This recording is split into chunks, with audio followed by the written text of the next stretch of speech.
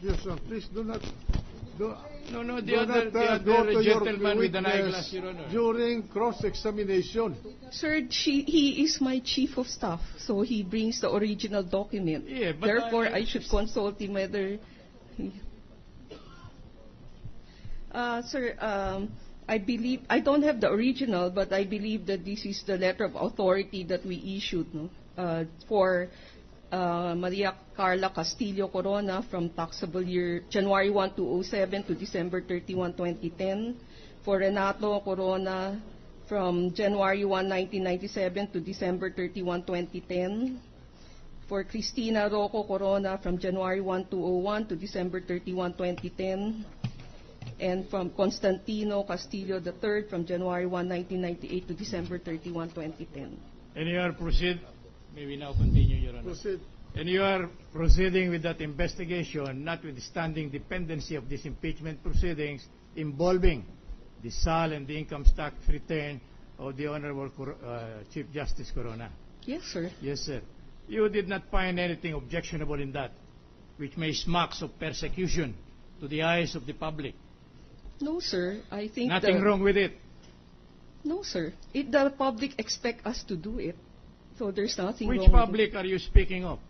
The public expect us to implement the National Internal Revenue Code, and from the moment there's something wrong, then we should investigate it, sir. No, but you had been speaking of the public. May we be informed whom do you refer to by the word public? The public we serve as revenue collector of the Philippines. The public, I didn't We get serve that. as revenue collector of the Philippines, sir.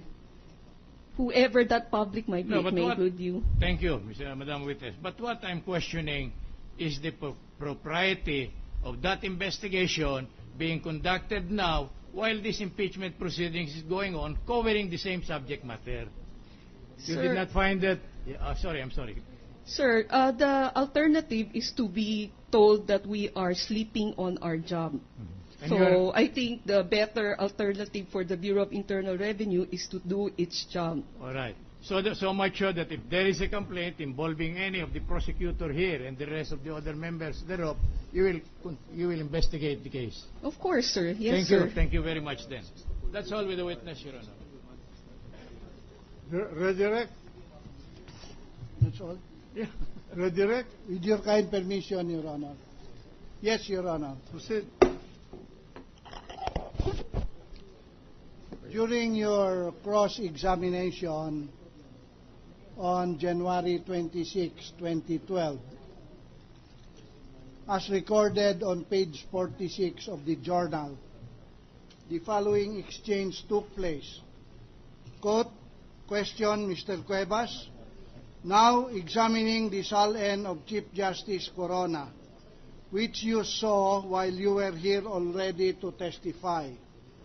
Based thereon, kindly tell the Honorable Court whether you noticed any discrepancy or falsity in said SALN. Answer by Ms. Jacinto Henares. I noticed a lot of discrepancy in the SALN that I saw, that the media gave me, because I measure it in relation to the SALN I have to submit. End of quote. My question is, showing to you these documents previously marked as Exhibits A up to N-1. What document is that? Inclusive. What document is that? SALNs, Your Honor.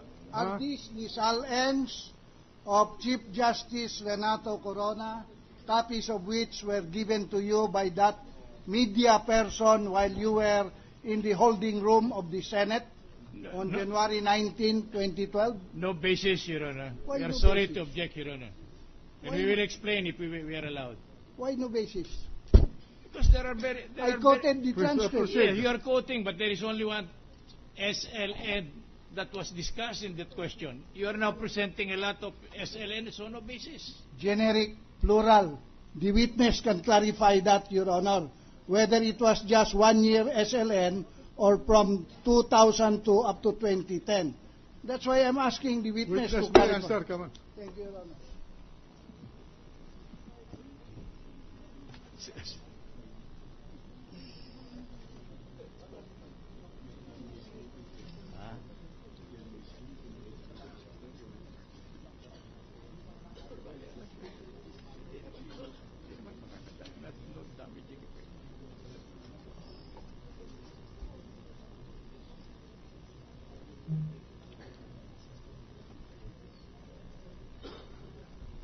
Witness examining the documents shown to him by the private prosecutor, Your Honor.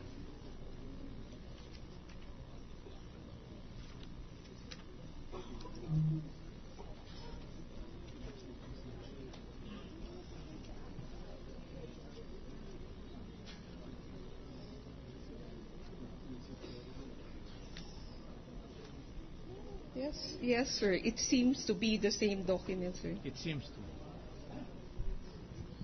The same document to what? To the SALN that was given to me by the media person that was marked supposedly as exhibits. Given to you by? One of the media person when they tried to interview me. Why the Bureau of Internal Revenue does not have a copy of the SALN? Sir, the National Internal Revenue will only have, the Bureau of Internal Revenue will only have a copy of SALN when we request from the custodian of the SALN. So you did not have the SALN before it was given to you by the media? Yes, sir. No, sir. So proceed. Thank you, Your Honor. These SALNs are for what year? From 2002 up to 2010, when he was already a member of the High Court, Your Honor. 2002, 2003, 2004, 2005, 2006, 2007, 2008, 2009, 2010. 10. Thank you, Your Honor. Yes, Your Honor. All right. Maybe of the Chief Justice. Of Chief Justice Thank Renato you, because Corona. he's being blamed for he's being faulted for allegedly not filing his SALN. So- it now appears that So the Chief 2000 Justice filed for those Yes. years. As For per those years. Exhibits A. No. The court would like to know. Yes, Your Honor. Those are SALN of the Chief Justice for those years mentioned. But tainted No, by... for this. Just answer the question. Yes, Your Honor. Okay. So, what is your comment? Tainted by violations as to accuracy, truthfulness, That and is your- timeliness. That is your opinion. Well, Your Honor, I was just... You have not shown yet that Yes, Your Honor. they're inaccurate. So, I'm just asking a factual statement from you. Those Yes. are SALN for the Chief Justice for the years mentioned. Yes, Those Your- are facts. Yes, Your Honor. Okay. May I proceed, Your Honor? I invite your attention once again, Madam Witness, to this SALN, which you already identified and previously marked as Exhibits A up to N-1 inclusive. What were the discrepancies you noticed or noted in this SALN? Objection. Wait a minute. I think We're going to. I'm sorry, Your Honor.